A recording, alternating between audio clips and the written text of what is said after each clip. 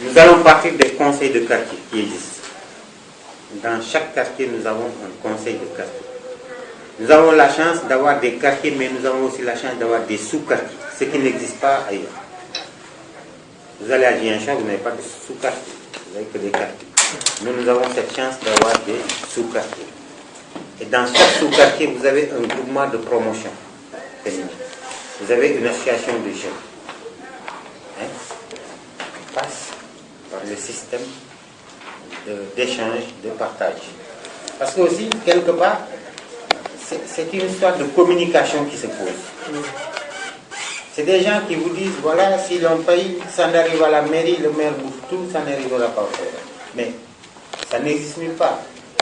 Parce que l'argent public, de la force publique, chaque fois que vous versez un seul sou, vous aviez une justification.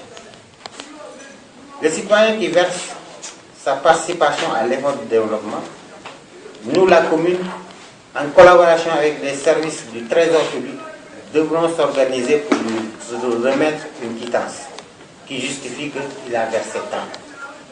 Mais si, évidemment, vous venez, vous remettez vos 11 millions au maire, il ne vous donne aucun papier, il met ça dans son tiroir, dès que vous sortez, il pourra en faire un autre projet. Mais si tout un chacun sait que, en donnant 1000 francs, je me dois d'avoir une quittance pour justifier le versement des 1000 francs, ben, mais je crois qu'il n'y aura pas ce problème de communication. En fait, ce qu'il faut dire, il y a une mauvaise volonté des populations.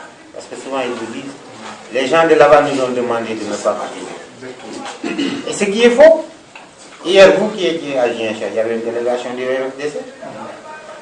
Quand le ministre est arrivé, qu'on a entamé l'hymne national, entonné l'hymne national, tout le monde était debout. Il n'y a pas quelqu'un qui est resté assis pour dire qu'il n'est pas sénégalais. Vous comprenez? Quand ça leur arrange, ils donnent. Quand ça n'arrange pas, ils te disent que les gens de là-bas. Et vous ne les verrez jamais. C'est des rebelles tapis dans l'ombre. C'est ce que moi j'appelle ici les rebelles pacifiques. Ils sont plus dangereux que ceux-là qui ont les armes. Et nous, moi j'ai dit, honnêtement, c'est ma position. Vous ne participez pas à l'effort de développement, vous ne méritez pas de bénéficier d'infrastructures. Logique pour logique. Et même si je pouvais, en remettant les fournitures scolaires aux écoles, si moi je n'ai pas contribué, on ne doit pas en donner à mon fils. Même si l'enfant n'en est pour rien. Mais toi qui suis responsable, tu en es pour quelque chose. À l'hôpital, c'est la même chose. Souvent on vous dit qu'il n'y a pas de médicaments, il n'y a pas de médicaments. Mais Dieu sait. Nous venons de voter notre budget depuis le 9 décembre. Au retour hier de la manifestation, le préfet m'a appelé pour me dire que le budget est approuvé. Je dois aller chercher le budget à la préfecture cet après-midi.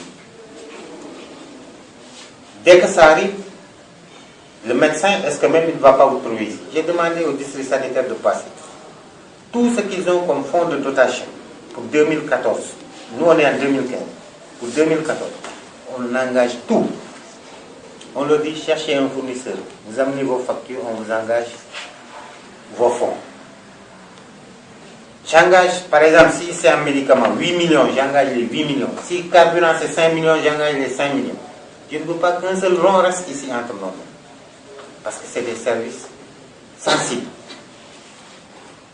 Malheureusement, il se pose un problème de gestion aussi au niveau de ces structures. Parfois on te dit il y a rupture de médicaments. Parfois on te dit il n'y a pas de carburant pour l'évacuation.